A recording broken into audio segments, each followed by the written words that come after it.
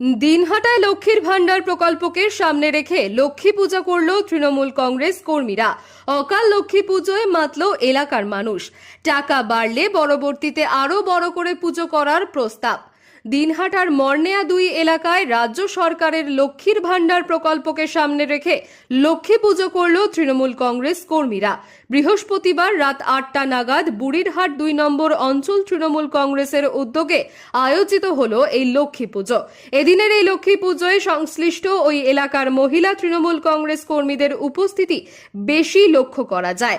এছাড়াও উপস্থিত ছিলেন বুড়িরহাট 2 নম্বর অঞ্চল তৃণমূল কংগ্রেসের সভাপতি দীপক বর্মন, চেয়ারম্যান মদন বর্মন, বিমল বর্মন, বনমালী বর্মন, গৌতম বর্মন এবং অন্যান্যরা।